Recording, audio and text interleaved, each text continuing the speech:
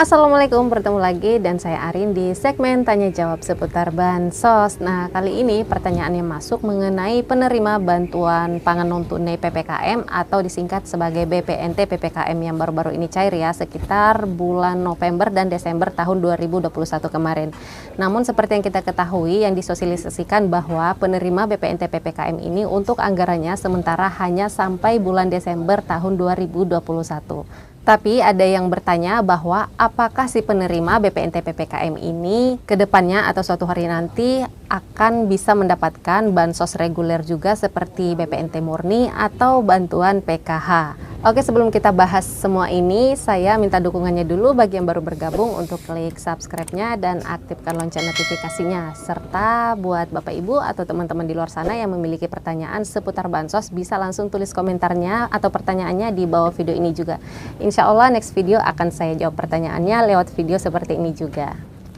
Baiklah, langsung saja. Jadi bagi penerima BPNT PPKM yang saat ini sudah menerima kartu KKS, untuk jawabannya apakah suatu hari nanti akan bisa mendapatkan bansos reguler juga seperti BPNT murni atau PKH, itu jawabannya tergantung ya, bisa iya atau bisa tidak. Kan bansos BPNT ini atau PKH ini itu ada kriterianya sendiri. Dan kenapa saya bilang bisa jadi iya, karena data si penerima BPNT PPKM ini itu datanya sebenarnya sudah ada di dalam DTKS atau data terpadu kesejahteraan sosial. Yang mana seperti yang kita ketahui, untuk mendapatkan bansos BPNT ataupun PKH atau bansos lainnya, data tersebut atau keluarga tersebut itu harus terdata dulu namanya dalam DTKS, barulah dia bisa mendapatkan bantuan seperti BPNT, PKH atau bansos lainnya yang dari daerah. Nah, sedangkan si penerima BPNT PPKM ini itu namanya sudah ada di dalam DTKS, makanya dia mendapatkan bantuan BPNT PPKM ini. Karena sesuai dengan keputusan Menteri Sosial mengenai data terpadu kesejahteraan sosial adalah database sebagai rujukan program bantuan sosial atau bansos kementerian maupun lembaga, entah itu dari pusat maupun pemerintah daerah, seperti misalnya bansos PKH, BPNT, PBI yang sumber anggarannya berasal dari APBN ataupun berasal dari APBD.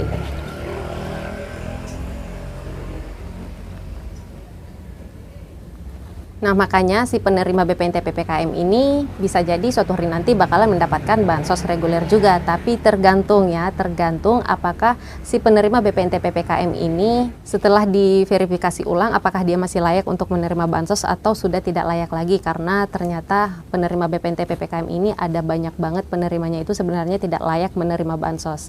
Jadi suatu hari nanti ketika ada penambahan penerima bansos di daerah tersebut, apabila namanya keluar maka akan melewati tahap verifikasi lagi. Apabila dia dinyatakan tidak layak untuk menerima bansos, maka nanti namanya akan otomatis dikeluarkan di DTKS.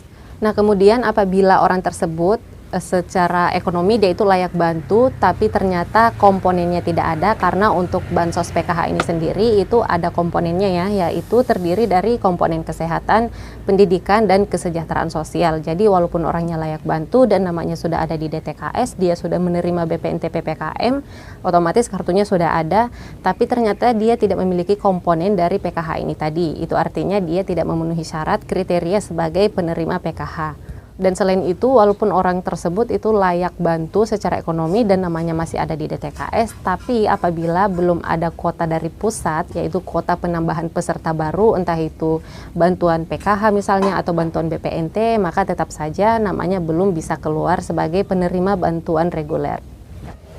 Jadi pesan saya kepada Bapak Ibu yang menerima BPNT PPKM saat ini, untuk kartu KKS-nya dan buku tabungannya apabila di kemudian hari dicek sudah kosong, nggak ada lagi bansos masuk, karena memang untuk sementara anggarannya hanya sampai bulan Desember tahun 2021 ya. Jadi untuk bulan berikutnya bisa jadi nanti KKS-nya itu sudah kosong lagi atau tidak ada saldonya lagi.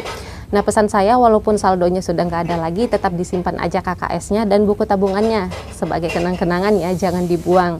Karena tidak menutup kemungkinan nanti apabila Bapak Ibu itu memenuhi syarat sebagai penerima bansos reguler, dan apabila sudah ada kuota penambahan dari pusat, anggarannya sudah ada, siapa tahu rezekinya Bapak Ibu bisa mendapatkan bansos lagi.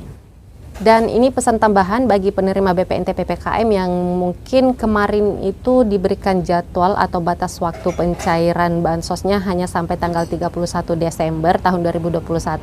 Ini tuh ada info terbaru, jadi ada revisi surat tersebut diperpanjang waktunya sampai dengan tanggal 15 Januari tahun 2022.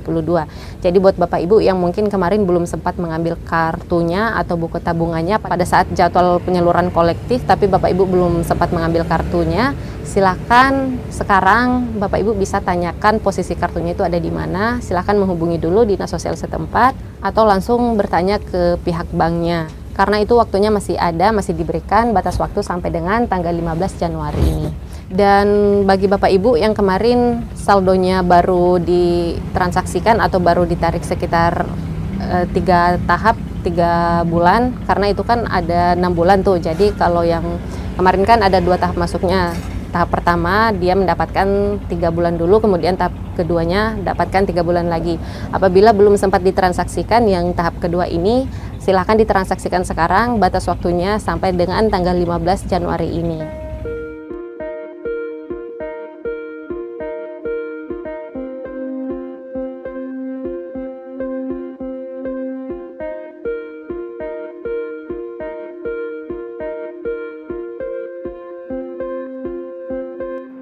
Jadi kalau untuk saldo BPNT ini karena dia saldonya berupa e-wallet, jadi dia hanya bisa terbaca di agen e-warung namanya yang sudah bekerja sama dengan program pemerintah. Jadi perlu Bapak Ibu semuanya ketahui kalau saldo yang ada di dalam kartu KKS ini yang saldonya berupa BPNT atau dia berupa e-wallet, dia itu tidak bisa terbaca di ATM biasa. Kalau ngecek saldo di ATM biasa, saldonya nggak bakalan kelihatan.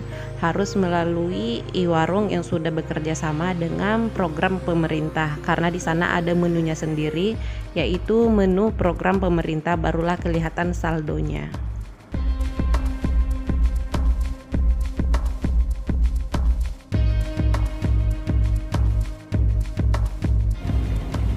Baiklah Bapak Ibu, sampai di sini dulu video saya kali ini, dan buat yang lainnya yang mau bertanya juga seputar bansos bisa langsung tulis komentarnya di bawah video.